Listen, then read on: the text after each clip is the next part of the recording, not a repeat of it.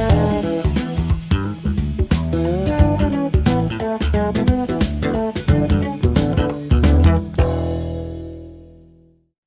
you everyone for joining the second session of our Disability 24/7 podcast.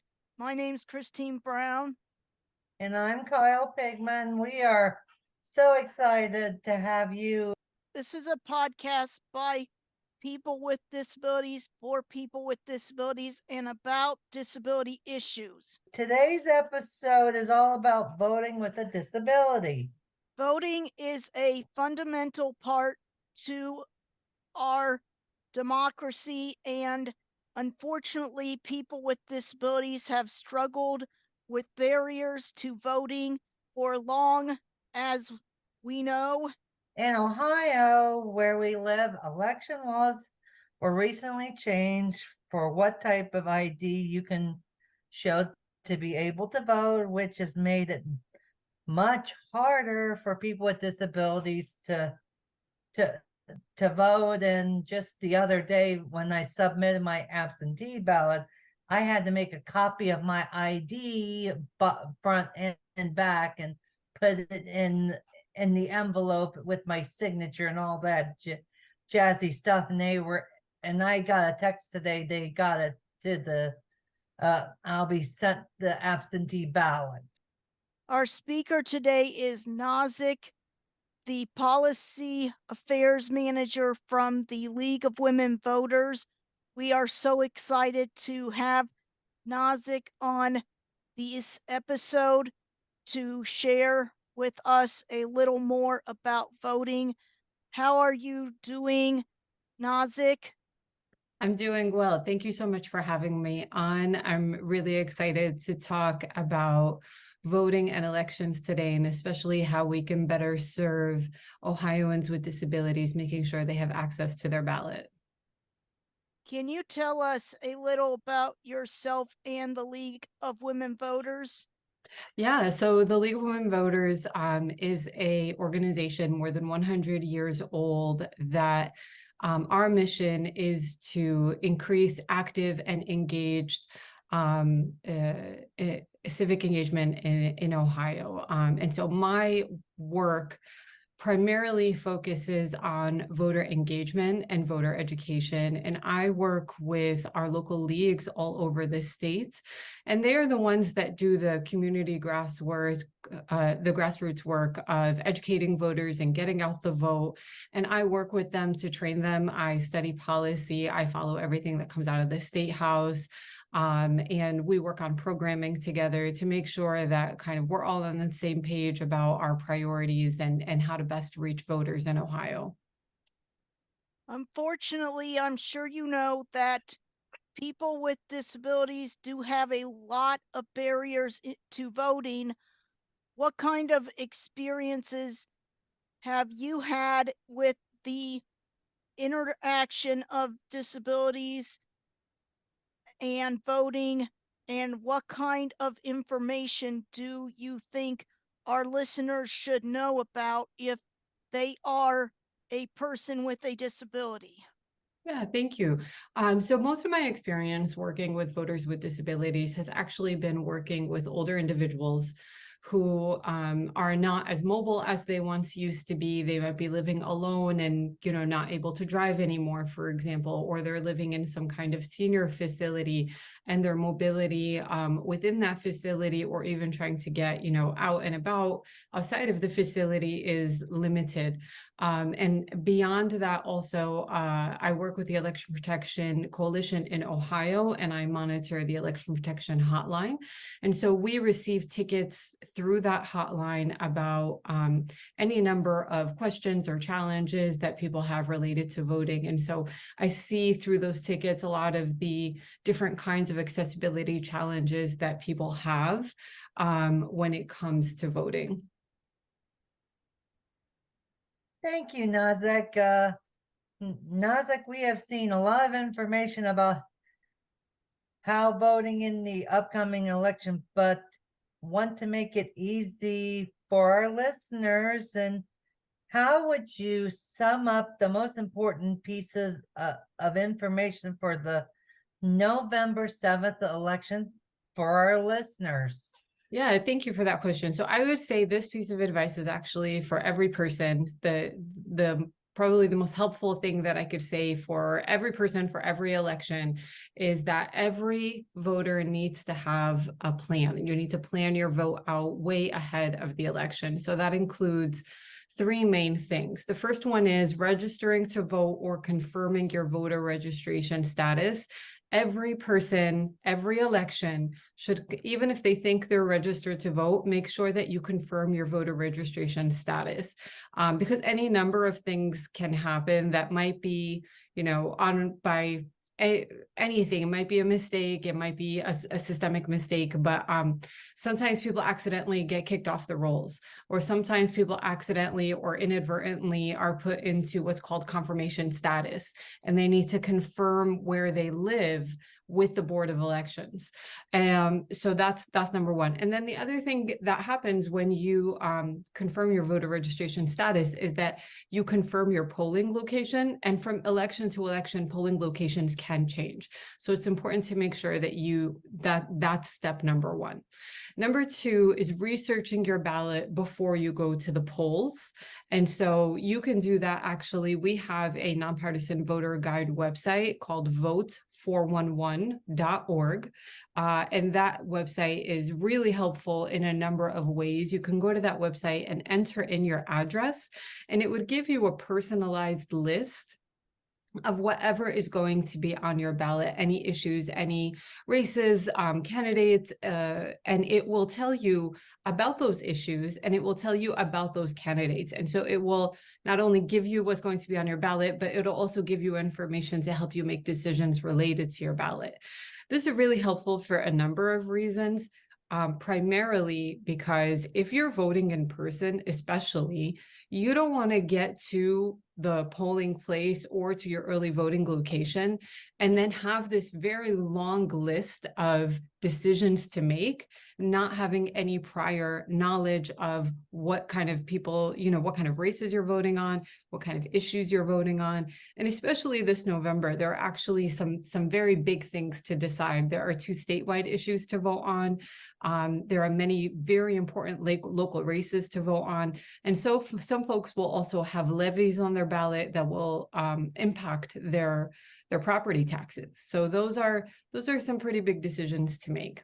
And then the third thing is to decide how you're going to cast your ballot. So in Ohio, you can vote one of 3 ways. You can vote by mail, you can vote early in person, or you can vote on election day.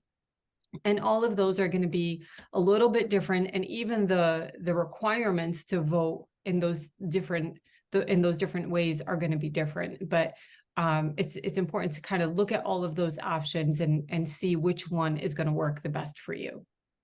So Thank you, Nazek, and that's going to be great for the people going out to the vote. And each state has different voter deadlines and stuff. So one of the more stressful parts of voting for persons with disabilities might be access to the building or understanding how to vote absentee.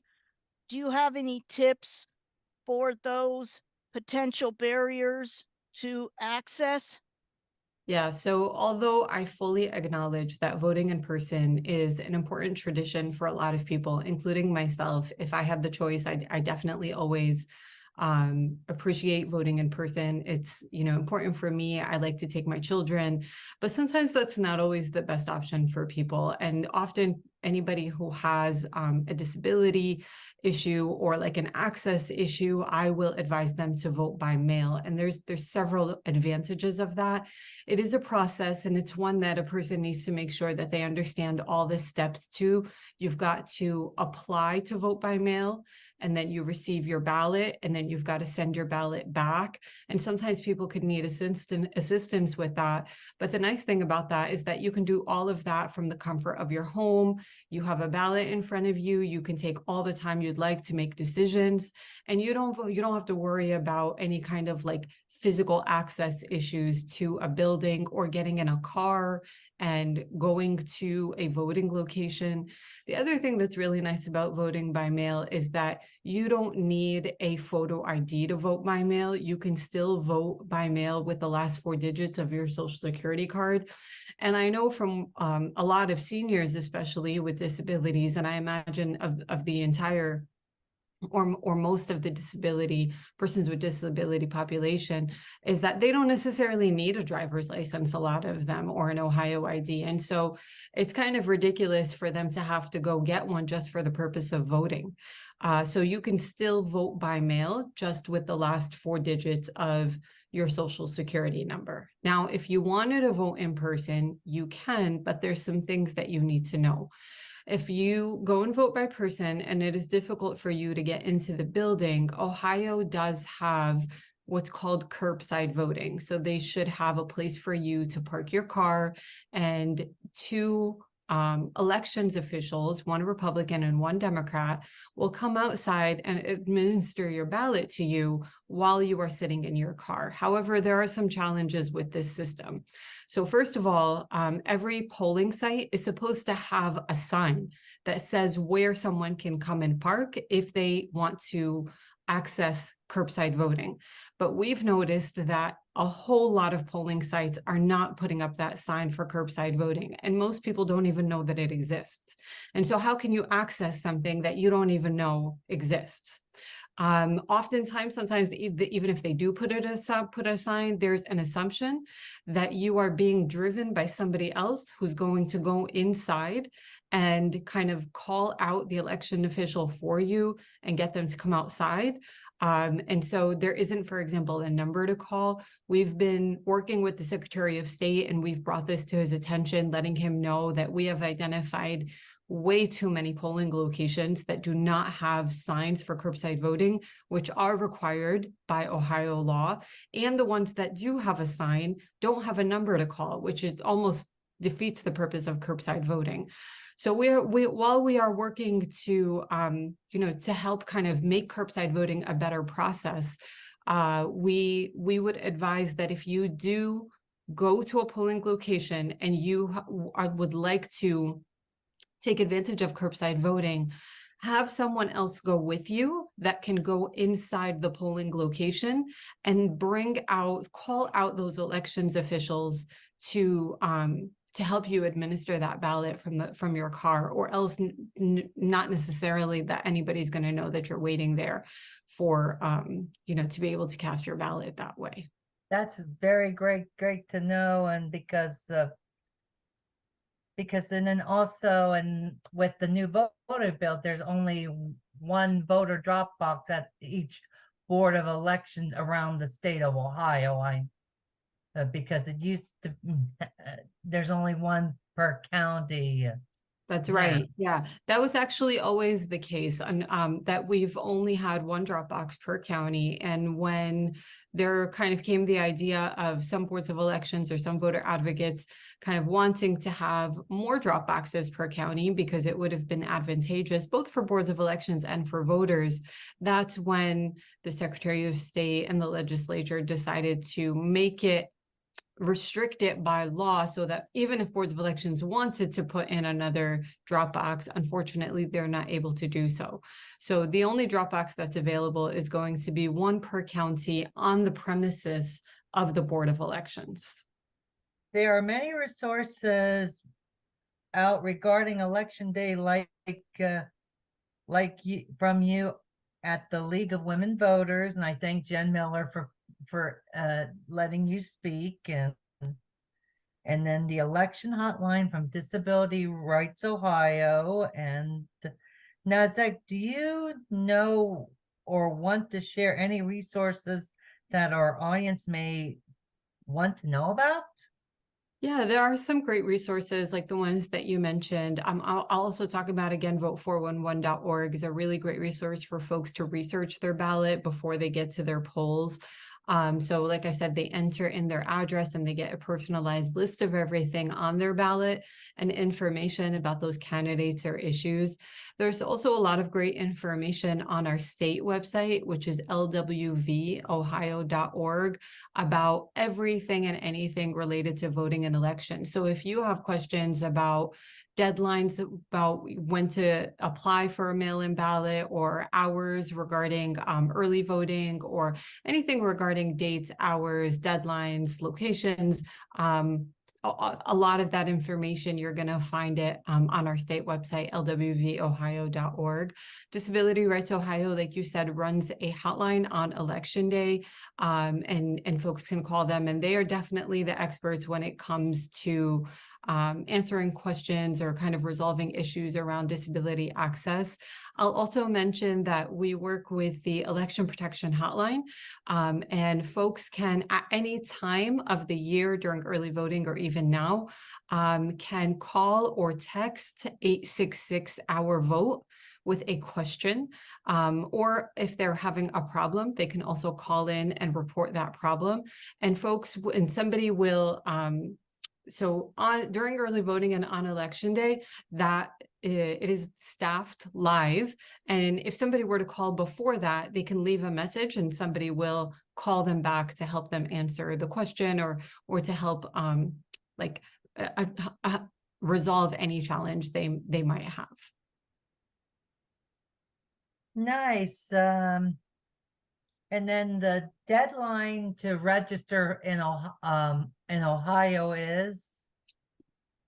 From what's in my notes, it's supposed to be registration is to make sure your registration by October 10th, which is less than 2 weeks away.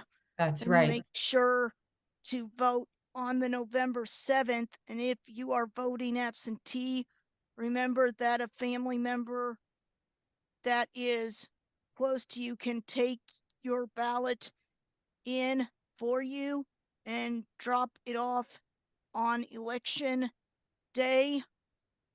That's I right, Christine. will Yeah. say this, that it's important to make sure that our voices count, because everyone's voice deserves to be counted. Definitely. And then if you don't vote, why do you complain because you didn't go out and vote? Absolutely. Every person's voice deserves to be heard, and everybody needs to exercise their right to vote, and make sure that all of our elected officials understand that it is their job to represent every Ohioan, no matter what their challenges are, what their issues are. And if we don't get out there and vote, then they're not really going to be aware of who are the people that they are representing. And so I want to confirm some of the things that Christine mentioned regarding the dates. So yes, the deadline to register is October 10th, and early in-person voting begins on October 11th. The hours vary from week to week, and so I would look that up on the Secretary of State's website, and they're also available on our website. But early voting runs from the day after the voter registration deadline until the Sunday before Election Day. And if you have applied for a mail-in ballots begin to get sent out by boards of elections after the voter registration deadline. So you can expect to receive that ballot, sometime during the early voting time period.